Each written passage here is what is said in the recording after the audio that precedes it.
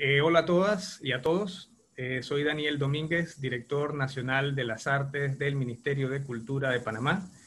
Me encuentro en compañía electrónica con los tres jurados del género novela del concurso Ricardo Miró del año 2020. Todos los concursos literarios y artísticos del Ministerio de Cultura que se desarrolla a través de la Dirección Nacional de las Artes se llevaron a cabo este año de manera virtual. Por eso este conversatorio forma parte de las actividades digitales del Ricardo Miró. Hoy vamos a conversar sobre la obra ganadora de manera unánime en la sección novela titulada Lo Blanco y lo Negro, presentada con el seudónimo Obsidiana. También vamos a charlar sobre las tres obras que tuvieron finalistas: La Ciudad Atómica, Nuevo Paraíso y El Filatelista del Vaticano. Antes de darle la palabra a mis compañeros de reunión, paso a compartir con ustedes una brevísima hoja de vida de cada uno de ellos. El nicaragüense Sergio Ramírez es novelista, cuentista, ensayista, abogado, periodista y político. Premio Cervantes, Premio Dashiell Hammett, Caballero de las Artes y de las Letras, Premio Alfaguara de Novela, Premio José Donoso, Premio Carlos Fuentes. El colombiano Santiago Gamboa es novelista, cuentista, ensayista, filólogo, diplomático y periodista. Obtuvo el premio La Otra Orilla y el premio Literaturas del Caribe. Ha sido finalista de los premios Rómulo Gallegos, el Midicis y el Casino de Poboa. En tanto, el panameño Milton Enríquez es abogado, diplomático, político, comunicador social, ensayista, novelista, conferencista, exministro de Estado, poeta y consultor. La primera pregunta que quiero hacerle a ustedes tres, Sergio, Santiago y Milton, y de paso pues agradecerles su tiempo por ser jurados y por participar de este conversatorio, es ¿cuál fue aquel primer novelista que les impactó a ustedes como lectores y por cuál de esas obras? No sé, maestro Sergio, si quiere comenzar. Bueno, yo debo decirte que al oficio de leer novelas me dediqué ya un poco tardíamente, si no puedo hablar de tardíamente en su veintena de años, ¿no? Porque yo empecé como cuentista y empecé leyendo cuentos y formándome como cuentista, de manera que el escritor que para mí tuvo una influencia definitiva entonces en mi adolescencia fue Anton Chejov, porque para mí era el modelo de cuentista ideal por la factura de sus cuentos. Y luego cuando empecé a leer novelas, una novela que me enseñó a mí la sabiduría de la trama, del suspense y de que podía haber motivos en una novela, aunque estos motivos pudieran parecer deleznables, es El Conde de Montecristo de Dumas. Y hablo del motivo de la venganza como motor que mueve a Edmundo Dantes, ¿no? Entonces, esa novela para mí sigue siendo un ejemplo de maestría en la trama, maestría en el suspenso. Muchas gracias, don Sergio. ¿Y cuál fue en el caso de Santiago, o sea, aquel primer novelista? Bueno, mira, Daniel, muchas gracias y un saludo para todos los compañeros del jurado. Bueno, yo empecé a leer novelas muy jovencito porque en mi familia había una extraña costumbre que consistía en que cuando uno se enfermaba, le regalaban un libro y una bolsa de uvas. Entonces era muy agradable enfermarse. Y mis padres tenían como buen tino, entonces recuerdo que me regalaron las obras de Mark Twain, de Huckleberry Finn, cuando yo tenía como unos 8 o 9 años. Y a partir de ahí me empecé a fascinar con la novela. Después vinieron las aventuras de Salgari, Julio Verne, y eso me movió hacia dos cosas que para mí han sido muy importantes, que es la idea de los viajes, de las exploraciones personales en otros lugares, y al mismo tiempo la importancia como de las tramas, al punto de que yo inclusive escribía capítulos inventados por mí de las novelas que estaba leyendo, de estas novelas que me apasionaban con estos personajes extraordinarios. Y después ya como en la adolescencia, yo creo que tuve suerte porque el novelista que más me impresionó no fue por su lenguaje, no fue por su lenguaje, sino más bien por su capacidad de construir, que es Mario Vargas Llosa. cuando yo tenía 14, 15 años, a mí me deslumbraba la construcción de Vargas Llosa. Yo pensaba que él era más como un arquitecto de novelas. Y entonces, digo afortunadamente, porque había otros autores que yo admiraba mucho, como García Márquez, Lezama Lima, Cortázar, Borges, pero yo creo que esos otros, para un joven que empieza a escribir, son complicados, porque es muy fácil terminar escribiendo como ellos, porque precisamente su lenguaje está muy impregnado de lo que ellos son como autores, mientras que el lenguaje de Vargas Llosa no está tan impregnado. Una frase de Vargas Llosa no indica necesariamente que es de Vargas Llosa. En cambio, si yo digo, llegaron a las 3 en el sopor de la siesta, pues eso es de García Márquez. Escriba quien lo escriba, eso es de García Márquez. O por ejemplo, si digo, fatigamos los corredores, eso es de Borges, ¿no? Es decir, hay un uso muy poderoso en una serie de autores latinoamericanos que hace que probablemente sea mejor, es muy bueno leerlos, pero es muy bueno también dirigirse hacia autores un poco más neutros, pero que en cambio proponen problemas de construcción, ¿no? Como son sobre todo las primeras novelas de Vargas Llosa, que son todas casi problemas de construcción resueltos. Eso para mí fue muy, muy importante y bueno, después vinieron muchísimos otros y de muchísimas otras tonalidades y formas, pero digamos que mi primera entrevisión de una especie de posibilidad de construir algo fue basado en esas lecturas. Gracias, Santiago. ¿Y cómo fue contigo, Milton? Bueno, yo creo que como todos nos expusieron primero a Don Quijote, a Cervantes, y por supuesto, Cervantes, creador de la nueva novela, tiene que tener un impacto. Ahora, yo siempre he sido un lector voraz. Yo me leo hasta la caja del Conflay. Y de niño también leía a Julio Verne y a Alejandro Dumas y todas las obras clásicas que nos ofrecían con mucho interés. Ahora, Vargas Llosa, por ejemplo, me gustaba mucho por lo que dice Santiago. Y una vez que estuvo por Panamá y me tocó atenderlo, yo me había leído hacía poco Como pez en el agua. Y yo le pregunté, empieza con su niñez y el siguiente capítulo es la campaña electoral y luego la obra se va desenvolviendo hacia adentro, avanzando en la edad y echando hacia atrás en la campaña electoral y en el centro hay un bache, no hay conexión. Me dice, ese es otro libro que voy a escribir. Entonces, sí, son estilos disruptivos y sin embargo amenos en el caso de Vargas Llosa, pero realmente pienso que el novelista que más me ha impresionado, que más quiero emular, es Humberto Eco. Humberto Eco es de una exquisitez, un detalle, que cuando él escribe un diálogo que se da entre una celda del monasterio y la siguiente, él cuenta los pasos de la distancia y el diálogo dura lo que tomaría recorrer un punto al otro. De las novelas de Eco, por supuesto, la más conocida, El nombre de la rosa, que se fue llevada al cine, pero a mí me impresionó mucho El péndulo Foucault, porque tiene ciencia, tiene arte, tiene historia, tiene intriga, realmente un desenlace que para mí fue sorprendente. Y a mí me gusta que la película o que el novelista me sorprenda, porque uno tiende a adivinar el final y cuando el final que sucede no es el que uno adivinó y sin embargo es muy coherente, pues para mí eso es lo más grande que hay. Y en este caso, Humberto Eco reúne todos los elementos que para mí son el novelista a emular. Gracias, Milton. Y por ejemplo, ustedes tres como creadores, ¿cómo se enfrentan al fragor de las primeras páginas cuando escriben una novela? Ya sea en la blancura de la página en blanco o ya sea en la blancura de la pantalla de una computadora. Por ejemplo, maestro Sergio. Bueno, cuando uno se atreve a empezar una novela es porque ya tiene algo preconcebido, ¿no? Esto de la página en blanco tiene sus matices, porque nadie se sienta a ciegas a escribir una novela sin saber qué quiere decir ni cómo va a comenzar su trama.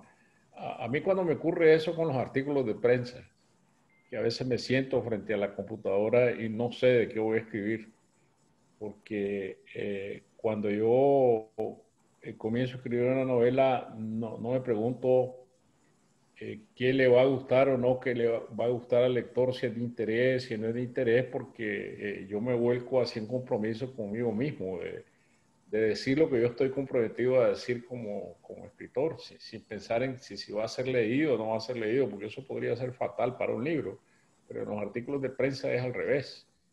En los artículos de prensa uno piensa en el lector inmediato, en el que está esperando la columna o el que está habituado a leer la columna y le tiene que decir algo interesante, le tiene que decir algo nuevo. Y allí sí yo siento el drama de la página en blanco. Hay distintas maneras de comenzar un libro. A mí me gusta mucho pensar en desarrollar una imagen, es decir, hay imágenes obsesivas que se plantan en la cabeza y entonces uno tiene que traducir en palabras la imagen, en eso consiste la literatura, ¿no? Porque en el cine, bueno, hay una cámara que filma algo que ha sido acomodado por el director con ayuda de otros técnicos, pero uno en la literatura es todo, ¿no? Es el director, es el camarógrafo, es el escenógrafo, es el cinematográfico, desempeña todos los papeles. Y lo más delicado de la escritura es que todas esas imágenes tienen que ser transformadas en palabras y esos signos tienen que ser descifrados por quien lee. Hay una transferencia de imagen a palabra y de palabras a imagen.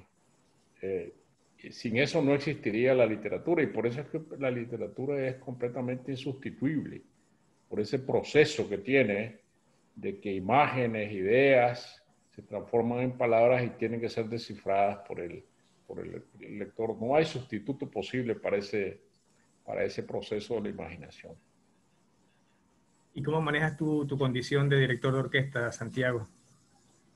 Pues me gusta mucho la comparación que hace Sergio con la dirección de cine y agregaría una pequeña cosa que es una ventaja a favor de la literatura. Bueno, dos en realidad. La primera es que la pantalla de proyección de la literatura es muchísimo más grande que la pantalla del cine. Y la segunda es que los que escribimos tenemos una ventaja muy grande sobre todo ese proceso que Sergio acaba de describir del cine, y es que nosotros cuando ponemos un nuevo personaje no hay que pagarle. Es decir, la literatura tiene esa ventaja maravillosa y es que es muchísimo más barata. Cuando uno escribe una frase en una novela, punto aparte, y la siguiente frase comienza diciendo, llegamos esa tarde a Moscú. Si es una película latinoamericana, eso cuesta $450,000. Por lo tanto, entonces el guionista prefiere poner llegamos a Cali, ¿no? Para que sea un poco más barato. Pero salvando esas pequeñas cosas, pues sí, es verdad que uno como novelista tiene todo. Ahora, yo sí creo que hay como dos tipos, bueno, hay infinidad de tipos de escritores, pero yo he visto un poco conversando con amigos que hay como dos grandes grupos. Uno de ellos es el que ya sabe exactamente lo que va a escribir y el otro es el que no sabe lo que va a escribir, aunque tiene ya una percepción de lo que quiere hacer. Yo tengo un amigo novelista, Mario Mendoza, un gran amigo desde hace muchos años, desde los 14 años somos amigos. Mario, antes de comenzar a escribir, él hace un procedimiento que hacen muchos escritores, y es que tiene, incluso frente a su mesa de trabajo, tiene un pizarrón, y en ese pizarrón está el título de la novela, primera parte, segunda parte y tercera parte. Cada una de las partes tiene subcapítulos de A5, por poner un ejemplo. Cada uno de esos capítulos tiene un nombre y él sabe qué va en cada capítulo e inclusive hace una pequeña proyección de cuántas páginas. Entonces él se sienta frente a ese pizarrón, que es como un mapa, y empieza a escribir. Tiene la ventaja de que puede empezar a escribir por el capítulo 4 de la parte 3 y después al día siguiente escribe un poquito del capítulo 2 de la parte 1. A mí, por ejemplo, yo no soy así. Ese es el tipo de escritor que te puede contar toda la novela tomándose una cerveza antes de escribirla. Por ejemplo, un escritor que Sergio y yo conocimos mucho, no sé si tú lo conociste, Milton, que era, por cierto, murió este año por el coronavirus, Luis Sepúlveda. Luis se sentaba contigo en una cafetería con una cerveza en la mano y te contaba toda la novela antes de haberla escrito, porque la conocía perfectamente. Es decir, el proceso creativo ya lo había hecho en su cabeza antes de escribir. Muchas veces, a veces el lío de sus editores era que tardaba mucho en escribirla, ¿no? En mi caso, en cambio, yo me siento con una imagen, un poco con las ganas de escribir un cierto tipo de novela que arranque en una situación específica, que vagamente pase por 2 o 3 puntos que yo quiero tratar y muy, muy vagamente que termine como por allá, en algún lugar, pero como digamos, dirigido hacia allá y no hacia allá. Esas son como las... Entonces, claro, en el caso de la forma de escribir mía, esto tampoco me lo estoy inventando yo, porque eso inclusive se dice que eso es el escritor de brújula, el que va con una brújula buscando. Pero claro, ahí no puedes hacer el capítulo 3 de la parte 4, porque ahí es como un obrero que hace un muro. Tienes que poner los primeros 5 ladrillos para poder poner el sexto. Yo no puedo escribir la página 221 si no he escrito la página 220, porque está después, ¿no es cierto? Mientras que el otro escritor sí puede trabajar cada uno de sus capítulos y luego ensamblar de una manera, probablemente es menos angustiante, no sé. Yo escribo de la otra forma y tampoco me angustio, ¿no? A mí sencillamente, pues yo tengo la sensación de que cuando empiezo a escribir un libro, hago como una especie de juego con las primeras páginas. A mí lo que me cuesta trabajo es un poco sentarme. Cuando estoy empezando es un poco más difícil como encontrar la concentración y sentarme delante del teclado.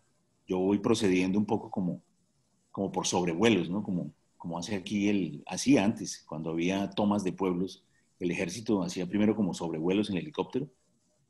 Yo voy haciendo un poco así, como le hago como sobrevuelos al teclado. Voy y vengo con una taza de café por la mañana, hasta que ya no tengo nada más que ninguna otra cosa, entonces ya me siento y ahí ya me concentro con mucha disciplina.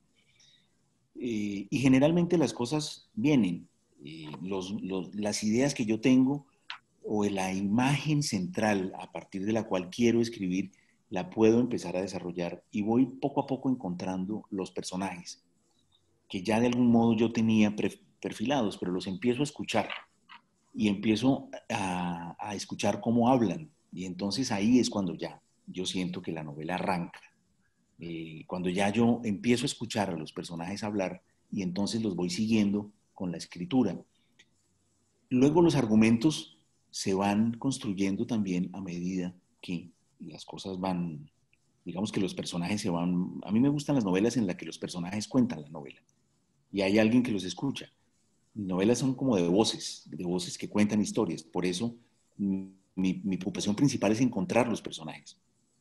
Después entonces ya viene el tema argumental y efectivamente, como dice Milton, uno tiene tendencia a adivinar los finales. A veces, bueno, García Márquez una vez yo le pregunté por si no había nunca querido hacer una novela negra y él me dijo, ya la hice. Y yo, ¿cómo así que ya la hice? Me dice, sí, Crónica de una muerte anunciada, pero luego me dice, pero para que la gente no estuviera pensando en que si sí o si no lo mataban, preferí ponerlo directamente en el título y además en la primera frase del libro, que dice el día en que lo iban a matar. Entonces, sí, como para que la gente no estuviera pendiente del final, sino que se leyera toda la historia. Pero claro, cuando yo leo esa historia hoy todavía, por 13ª vez, todavía tengo la esperanza de que no lo maten, ¿no? Gracias, Santiago. ¿Y cómo pasa contigo, Milton, enfrentarte a las primeras líneas? Yo tengo que actuar con mucha humildad porque estoy en el mismo grupo que Sergio Ramírez y Santiago Gamboa, que son grandes novelistas. Y yo, aunque he escrito ensayos, yo solo he publicado una novela. Tengo otras cosas andando en proyectos, libros de poesía y otras novelas, pero he publicado una, así que tengo que ser muy humilde en transmitir esa experiencia en particular ante los personajes con los que estoy sentado en este momento. La situación mía fue que yo tenía un hecho que escribí y tenía la idea de hacer una novela de creación colectiva con mi familia. Yo tengo sobrinos e hijos que también les gusta escribir. Entonces le mandé 2 páginas y le dije a ver quién la sigue. Y nadie la siguió. Quedaron esas páginas y seguí dándole vuelta, pero ese elemento de mi novela no es como empieza la novela hoy, porque después que lo escribí y fui tan directo a lo que quería, mi esposa, que es mi lectora mártir, una de las varias que uno se consigue para que le lean los borradores para ver cómo va, me dijo, uff, esto está muy denso. Entonces yo escribí un elemento de la novela y luego regresé a adornarlo, a ponerle olores, colores, sabores, vegetación, para hacerlo menos denso. Ahora, llega un momento donde la novela toma posesión de ti y entonces no te deja hacer lo que te dé la gana. Yo peleaba con mi novela porque yo a veces quería escribir cosas, pero no eran coherentes y la novela me rechazaba y me impedía que yo escribiera eso. Y había otras cosas que fueron fluyendo, que yo no sé de dónde salieron, pero las fui escribiendo en el momento de la inspiración y bueno, ahí están. Incluso en algunos momentos, conforme desarrollaba la novela, investigaba. Me metía en Google a validar un hecho que yo estaba aseverando y salían otras cosas interesantes que yo guardaba para meterla en esa parte o meterla posteriormente. Así que hubo alguna acumulación. Yo corté la novela porque ya iban 400 páginas y tengo la intención de hacer parte 2 y parte 3. Yo sé lo que quiero que diga la parte 2 y la parte 3, básicamente. Ya mis personajes existen, ya tengo una idea de los personajes que voy a agregar. En la novela inicial enuncié unos personajes que parecen colaterales, pero que en las siguientes partes van a ser protagonistas y sé que eso es lo que va a pasar. Tengo otros elementos o argumentos para otras novelas que no me he sentado a escribir nunca. Yo sé que están allí, pero lo que quiero transmitir es que a veces la novela se adueña de uno. En Panamá, un gran escritor nuestro, Rogelio Sinán, vino un día a la escuela, estábamos en la escuela, lo trajo nuestro profesor de español literatura, el profesor Fernando Navas, trajo a Rogelio Sinán y nos habló de la boina roja. Y el final de la boina roja no queda claro si se ahoga el personaje o se vuelve sirena o qué. Y le preguntamos, bueno, ¿qué es? Y él nos dijo, bueno, no sé. La verdad que no sé qué pasó. Y una vez que cuando estuvo Vargas Llosa, que lo mencioné, contaba que en otro país se para una persona y le dice, miren, el asesinato en la ciudad de los perros, yo creo que el asesino fue el jaguar. Y explica por qué, el lector explica por qué. Y Vargas Llosa cuenta que él contestó, mire, cuando yo escribí la novela, el asesino no era el jaguar, pero ahora que usted lo explica, yo estoy convencido que sí, era el jaguar. Entonces, el tema es que uno a veces es una especie de medium, quiere contar algo, pero luego en la propia dinámica de lo que va escribiendo toma control y sale lo que quiere salir. Gracias, Milton. Bueno, ustedes decidieron por unanimidad el premio, pero también destacaron 3 obras finalistas, que fue La Ciudad Atómica, El Filatelista del Vaticano y Nuevo Paraíso. Y quiero que en el caso de don Sergio nos hable de La Ciudad Atómica. Bueno, para mí fue una gran experiencia leer los trabajos. Este es un jurado que trabajó mucho porque se leyó las 30 y tantas novelas que entraron al concurso. Otros jurados trabajan más fácil porque se dividen las novelas o les pasan ya una selección. En el jurado de Alfaguara a uno le pasan una selección final de 6 novelas. Aquí nos las leímos todas y por lo tanto yo puedo tener una idea de lo que es la literatura panameña contemporánea, la novela panameña contemporánea y los rumbos hacia dónde va. Y un rumbo que me interesó a mí, tanto en la novela ganadora como en La Ciudad Atómica, es la fusión entre literatura y música. Y eso me parece que pertenece muchísimo a nuestra propia esencia del Caribe. Que es, la música tiene una importancia vital en nuestra cultura. La inserción africana en este mestizaje de triple corona que tenemos en el Caribe, europeo, indígena, negro, hace que el ritmo africano, ese eco lejano de los tambores africanos, se inserte dentro de nuestra cultura y nos dé un ritmo de vida. en el habla diaria, en lo que comemos incluso, en la manera de comportarnos, siempre está este hilo negro gobernándonos, el hilo de África, que poco nos gusta reconocer. Ha habido un proceso cultural de blanqueo mediante el cual nosotros tendemos a negar la influencia negra. Eso fue prohibido en el siglo XVIII, en el siglo XIX, se alejó de nuestra percepción cultural de lo que somos y se apartó de nuestra identidad, y la música está ahí para recordárnoslo siempre. No seríamos lo que somos sin la música que se creó principalmente en Cuba, en la costa atlántica de Colombia, en Venezuela, en Puerto Rico, en Haití, y que se extiende hasta el sur con el candombe y que va a dar hasta el tango, ¿no?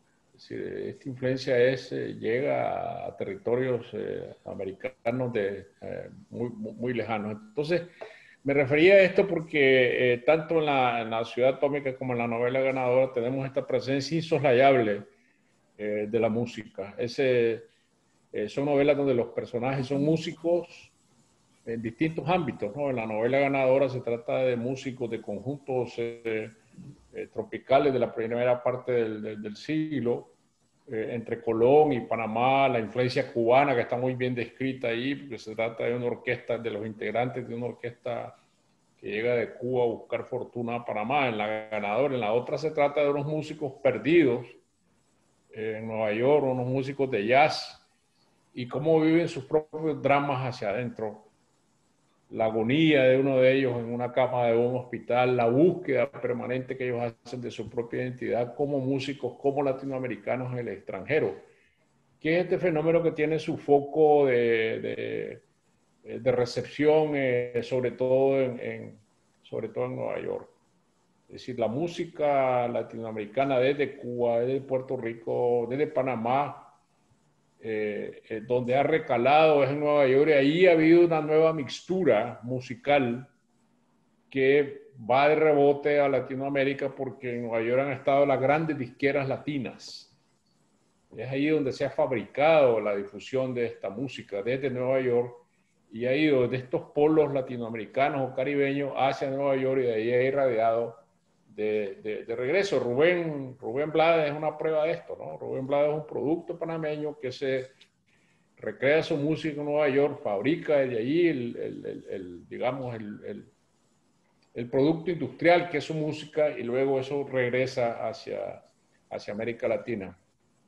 Entonces, estos músicos anónimos, estos músicos que no tienen un nombre ganado en la historia musical, que son los de la novela La Ciudad Atómica, lo que nos enseña son los propios dramas de su vida, en medio de los ritmos del jazz, en medio de los ritmos contemporáneos a ellos.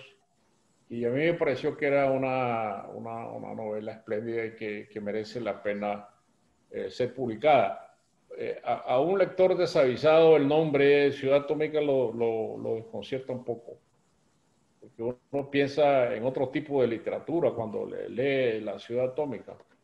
Pero a mí me gusta pues destacar esta conexión musical que tiene la literatura panameña hoy en día a través de estas dos espléndidas novelas, tanto la novela que premiamos, que ahora me doy cuenta que su autor es un músico, un guitarrista, no un novelista de profesión. Eso me parece a mí interesantísimo, ¿no?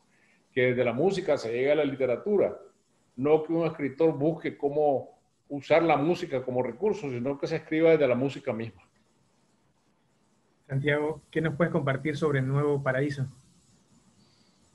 Bueno, a mí me llamó mucho la atención esa novela porque me parece que hacía como un gran contrapunto con respecto a la novela premiada, puesto que esta novela nos habla es más bien como de la Panamá contemporánea, de la Panamá de hoy, esa Panamá que cuando uno viene de visita lo impresiona con su perfil, con sus gigantescos edificios, la Panamá un poco de la riqueza, de la opulencia, pero también después lentamente se va internando en las historias un poco de la Panamá administrativa. Es una mujer protagonista que comienza, al principio de la novela, ella está en su oficina y, en fin, nos van mostrando a través de la novela el mundo de una mujer, digamos, de clase alta que maneja perfectamente unos emprendimientos a través de conjuntos residenciales, digamos, de clase muy alta, y entonces nos pasea por ese mundo y al mismo tiempo nos muestra la vida de una mujer soltera,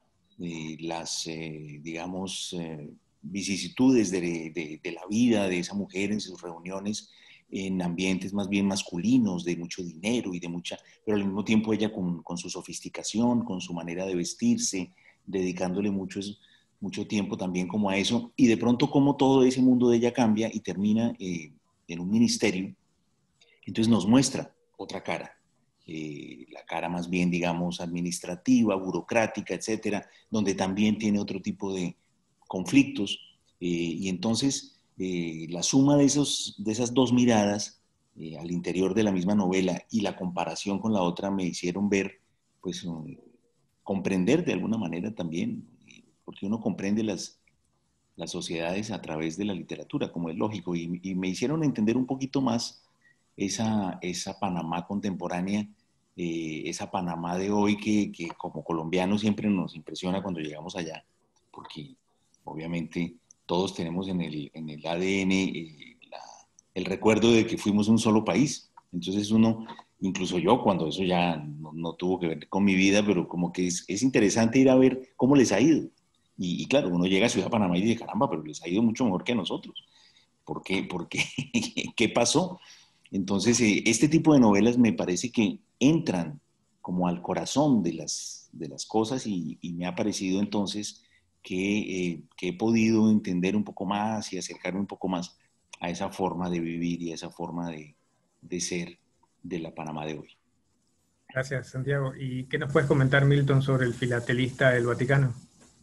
Sí, la verdad que tanto el filatelista del Vaticano como La noche que murió la luna, La enclaustrada, el caso Figueroa, algunas que recuerdo que me llamaron mucho la atención, todas algo enganchan con Panamá, sea de la época colonial, sea de algo, en el caso del filatelista del Vaticano, que pasa en el Vaticano, buscan cómo hacer de Panamá parte de la trama. Me llamó la atención el nivel cultural de muchos de los escritores. En algunos casos me pareció información muy interesante, pero más propia de un ensayo que de una novela, y por eso no consideré meritoria para un premio de novela, pero tal vez para un premio de ensayo. En algunos casos hubiéramos encontrado, porque hay mucha riqueza intelectual y mucha riqueza cultural en los autores que nos tocó leer. El filatelista del Vaticano pues cuenta de este periodista norteamericano retirado en Boquete, casado con panameña, que producto de su amor por la filatelia queda conectado con el filatelista del Vaticano, que es un personaje ficticio, pero que es hermano de un personaje real, según pude validar, y en la época en que el Papa Benedicto XVI le tocó tratar de corregir lo que sucedía en el Instituto de la Obra y la Fe, que es lo que se conoce como el Banco Vaticano. Entonces, me pareció una novela tipo así, medio Dan Brown, con elementos novedosos, interesantes, que busca cómo hablar de Panamá bien y cómo contar una historia que a veces parece real porque ocurrieron hechos muy parecidos, pero que luego construyen en forma novelada. Yo creo que es una novela que merece publicación, y hay otro par más que realmente me llamaron mucho la atención y que creo que merecen publicación. En el caso de La noche que murió la luna, que hablan del atentado a Pinochet y ponen a un oficial panameño en el equipo que tuvo que ver con eso y luego con el atentado a Somoza. En esta novela, La noche que murió la luna, aparece nuestro querido Sergio Ramírez como un personaje de los que se entrevista con nuestro narrador y la hace muy interesante. Así que creo que hay mucho talento en Panamá y que escogimos unánimemente lo blanco y lo negro, pero hay varias otras que realmente merecen publicación y creo que el filatelista del Vaticano es una de ellas. Gracias, Milton. Sergio, por ejemplo, destacó en lo blanco y lo negro usted, por ejemplo, entre otras cosas, claro, el manejo de personajes históricos reales dentro de un entramado ficticio y también el sentido del humor picaresco que maneja lo blanco y lo negro. ¿Nos puedes ampliar sobre eso? Bueno, a mí me parece que meter personajes reales, personajes históricos dentro de una novela es un verdadero desafío para que estos personajes no desafinen dentro de la trama y no se vean como simples adornos. Hay que saberlos introducir. Y en este sentido, lo blanco y lo negro me recordó, yo se lo decía a los miembros del jurado cuando discutíamos las opciones, que me recordó mucho la novela Ragtime de Doctorow, que está construida alrededor de grandes personajes de la historia, Henry Ford, etcétera, que están incluidos dentro de la novela de una manera natural. Y también en lo blanco y lo negro, estos no son personajes centrales, son ilustraciones de la trama. La novela va por otro lado, pero esto le da un color interesante y ayuda a la construcción atractiva que la novela tiene, porque al fin y al cabo la novela es la historia de unos músicos cubanos, un director cubano que llega a Colón, hace su vida en el Colón de los años que se describen allí, una ciudad entre la prosperidad y la servidumbre, y luego el viaje a Panamá, cómo se fincan en Panamá, la vida que ellos viven en Panamá. La novela tiene un permanente trasfondo de humor. De hecho, es la novela que no se toma nunca en serio lo que está diciendo, sino que siempre va explorando con las palabras, meterse en un nuevo nicho. Y esto me parece que ayuda también a mantenerla viva, este desenfado de los personajes muy caribeños, muy músicos, porque yo vengo de una familia de músicos y sé cómo es la vida de los músicos, esa vida que no está en los escenarios, esa vida que está entre los ensayos, está por detrás, los dramas que vive cada músico, sus amores, sus pendencias, sus desgracias, y a esto es lo que se refiere la novela, de manera que es una novela muy panameña, muy caribeña, muy latinoamericana, y que se puede leer en estas distintas claves. Santiago, también llegaste a comentar, por ejemplo, no solo el caso de los personajes reales, sino también, por ejemplo, la introducción de citas, de poemas. Hablaste del Hotel Washington, del Hotel Central, como de alguna manera personajes también de la trama, del ser inmigrante. ¿Qué nos puedes hablar de la novela desde esos puntos? Bueno, precisamente todos esos elementos enriquecen muchísimo para mí el libro. La introducción de citas de poetas, por ejemplo, que es una cosa que a mí me encanta.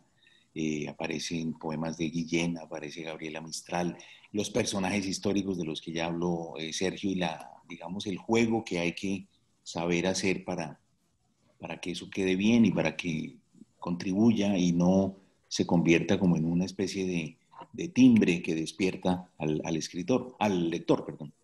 Entonces, todos esos elementos me parece que le dan una grandísima veracidad al libro. A mí personalmente me gusta muchísimo los libros en donde los personajes viven en hoteles o esas historias de hoteles. Es algo que me fascina. Y por supuesto, pues cuando se trata de músicos que han sido contratados, pues es apenas obvio que la vida transcurre en esos hoteles. Y entonces, en fin, es algo que yo reconozco también mucho con la historia de toda esta región, ¿no? Porque también es una novela de inmigración, es una novela que de algún modo también representa mucho lo que ha sido Panamá, un lugar al que llegan muchas personas con diferentes ideas, con diferentes sueños, es un lugar de progreso que llama la atención y ha sido, pues desde sus inicios, inclusive también tal vez por la construcción del canal, un lugar que ha concitado la presencia de personas de muchísimas regiones del mundo, y todo eso pues ha producido una especie como de gigantesca unión de cosas dispares. Sabemos en la historia que los lugares de encuentro de diferentes culturas pues tienen algo de privilegiados, ¿no? Mucho más que las culturas que han vivido en el aislamiento, que le pasa un poco como a veces a los virus, que se mueren o se secan. Entonces todo esto se ve florecer, pero sobre todo en el eco de lo que es toda una región, que yo pienso que además es muy importante porque es una región que representa para mí como dos imaginarios. El imaginario Centroamérica es un poco diferente, pero complementario con el imaginario Caribe, ¿no? Están juntos, pero son cosas diferentes. O por lo menos tienen, he pensado yo, contenidos diferentes y tienen como una prosodia y una estética distinta. Yo veo, por ejemplo, hoy en la literatura que considero que está, digamos, en lo más alto y que de alguna manera lidera la producción literaria en lengua española, está además ahora en esa región, está en ese lugar. Digamos, una obra como la de Padura, que nos muestra las riquezas, las inflexiones, y bueno, me da un poco de vergüenza porque está con nosotros, pero el otro autor que yo considero que está en ese nivel es el maestro y amigo Sergio Ramírez. Es decir, en donde yo encuentro la capacidad de crear mundos, de dialogar maravillosamente, de dialogar con la historia, con los otros lugares alrededor, pero son en el fondo prosodias diferentes que se complementan. Entonces, en esta novela yo veo como esa unión de una zona que además estoy convencido de que en este momento inclusive de alguna manera lidera la literatura como probablemente no sucedía en otras épocas. No hay una riqueza tan grande hoy en otras literaturas de otras regiones que han sido tradicionalmente muy ricas, como el Cono Sur, por ejemplo. Entonces, me parece ver en esta novela como una confirmación de algo que yo vengo viendo en el día de hoy. Entonces, está muy bien que esa novela hoy, siendo contemporánea, esté dando cuenta de esa enorme riqueza. Milton, por ejemplo, tú comentabas que lo blanco y lo negro, entre otras cosas, era muy útil para luchar con situaciones tan lamentables como el racismo y la xenofobia. Sí, porque la novela está llena de lo que han dicho Sergio y Santiago. Está llena de poesía, está llena de música, pero también es un enorme simbolismo literario de lo que es Panamá. Solo el nombre, lo blanco y lo negro. Ahí se habla de las relaciones interraciales de una forma muy natural, que en otras partes del mundo tal vez, sobre todo en los años 30, eran tabú. El manejo, a pesar de que hay ciertos tonos discriminatorios en algunos momentos o algunos prejuicios internos, realmente se manifiestan las relaciones interraciales con naturalidad. También lo blanco y lo negro tiene que ver con la tinta y el papel, con las letras de la poesía sobre el texto, de la letra de la novela sobre el texto, y también en el pentagrama musical, lo blanco y lo negro, las notas sobre el pentagrama y el papel blanco. Entonces, es muy simbólico lo blanco y lo negro y que implica lo que es Panamá, que es un lugar de encuentro pacífico y enriquecedor. Ahí te dan a entender lo que ha pasado muchas veces, donde tú primero empiezas en Panamá y si te va bien, entonces puedes ir a las grandes ligas. Te va bien en Panamá, entonces vas a Nueva York. Eres alcalde de Taboga y después te vas a conquistar Perú, caso de Pizarro, ¿no? O sea, en Panamá tú te pruebas y luego ya puedes ir a las grandes ligas. Y eso la novela te le insinúa. Es una novela muy culta sin ser pedante. A veces el autor se jacta tanto de su cultura que te cae mal. Aquí nunca Obsidiana te cae mal. Siempre agradeces las contribuciones culturales, ya sea poéticas, musicales o históricas, que te aportan. Los personajes de la vida real, que en efecto pasaron por Panamá, tienen un significado, pero no protagonista. Son, como decía Sergio, son accesorios, son adornos que le dan más credibilidad al argumento del autor. E incluso creo que inventó el término del guajitón, porque lo he buscado y no he encontrado ese género musical que él llama el guajitón, que dice que es la combinación de la guajira con el charleston de la época. Y eso es lo que es Panamá, como tú tomas algo del Caribe afrocaribeño y lo mezclas con el charleston anglosajón y creas algo nuevo que es mejor probablemente que las partes originales. Entonces eso es Panamá. y él lo trasluce en toda la novela de una forma muy amena, muy enriquecedora, que es lo que significa. Y ojo, casi todos los personajes son extranjeros. Hay un par de personajes panameños que encuentran en Panamá el lugar de trascender, el lugar de realmente florecer y luego darse la oportunidad de ir a los grandes escenarios o los grandes eventos. Lo otro es cómo se preocupa el autor de describir a personas que tienen dificultades económicas, que no son ricos económicamente, pero que son riquísimos culturalmente, para dejar claro que la riqueza no es monetaria. De hecho, los personajes con riqueza monetaria son bastante poco cultos. Son descritos como personas que realmente no están a la altura de los poetas, de los bohemios, de los músicos, que son los grandes personajes de esta historia. Entonces me encantó Lo Blanco y Lo Negro, tanto por lo enriquecedor como por lo simbólico. Y creo que es una novela que vale la pena leer y compartir. Gracias, Milton.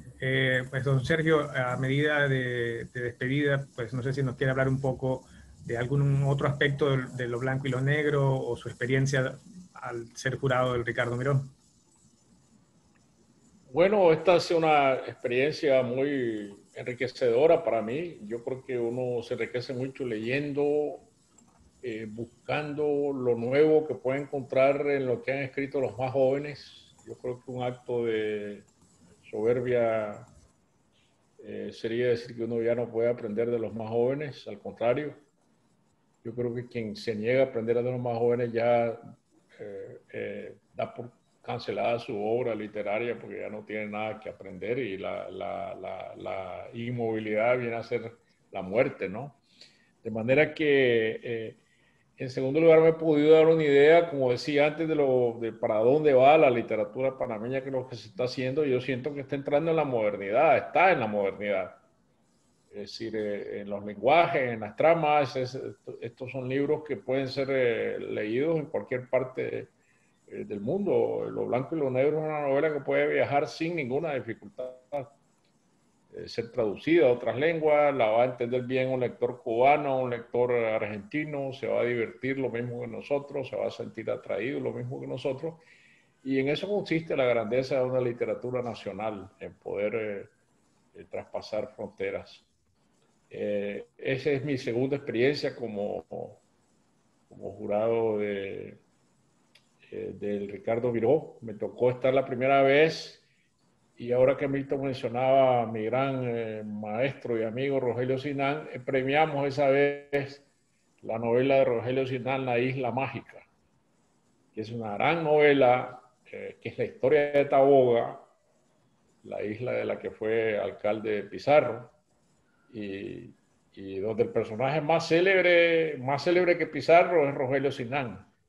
Rogelio Sinán es el que representa la isla de Taboga y la representó muy bien en esa novela, que es una novela llena de una gran picaresca, es un mundo descrito desde todos lados. Yo generalmente el avión cuando va a aterrizar en Panamá, cuando yo volaba, ahora ya nunca volvió a volar. Un eje de la aviación en Panamá es la isla de Taboga, siempre está ahí en la mira de la ventanilla del avión, y siempre me recuerdo de Rogelio Sinán cuando veo esa islita tan linda ahí en medio del Pacífico. Un personaje inolvidable, Rogelio Sinán. Gracias, don Sergio. Santiago, últimas reflexiones. No, pues yo quiero agradecer muchísimo al Ministerio de Cultura por haberme invitado pues, a participar en este jurado. Me ha parecido que las obras que leí tenían todas algo interesante, tenían un muy buen nivel. Creo que la literatura panameña, que digamos ha estado un poco apartada de los altos circuitos de la literatura durante algunas décadas, creo que está llegando a un nivel de madurez muy, muy importante. Y tengo la sensación, como dice Sergio, de que este libro, y no solo probablemente los que hemos comentado acá también, son libros que están listos para ser publicados por grandes editoriales y para ser leídos y para llegar a muchos rincones del mundo con sus historias. Así que quisiera destacar eso, destacar sinceramente que encontré un nivel bastante alto en el promedio e inclusive, pues, cuando hicimos la selección, cuando yo hice mi propia selección, pues llegó un momento que yo tenía 12 candidaturas de libros que me gustaban. Que después debí pues ir modulando la exigencia hasta que en la coincidencia con mis compañeros encontramos este ganador, pero es un concurso que me ha traído pues esa maravillosa sorpresa. Bueno, sorpresa no, porque no es que no me lo esperaba, pero digamos que como jurado fue una gran experiencia. Muchas gracias, Santiago. ¿Y en tu caso, Milton? Bueno, sería presuntuoso de mi parte tratar de agregar más de lo que ha dicho el maestro Sergio Ramírez y el maestro Santiago Gamboa, que recoge muy bien esta experiencia. Lo único que me queda es agradecerle al Ministerio de Cultura por haberme dado la oportunidad de compartir con estos gigantes de la literatura latinoamericana la experiencia de ser jurado y de conocer en la intimidad la nueva literatura panameña. Bueno, entonces muchas gracias a don Sergio Ramírez desde Nicaragua, a Santiago Gamboa desde Colombia, a Milton Enríquez de Panamá por ser jurados en el Ricardo Miró del año 2020, también por estar en este conversatorio. También muchas gracias a los compañeros del Ministerio de Cultura de Panamá y a todos los que nos están viendo en este conversatorio electrónico. Mucha salud para todos y cuídense todos. Hasta luego.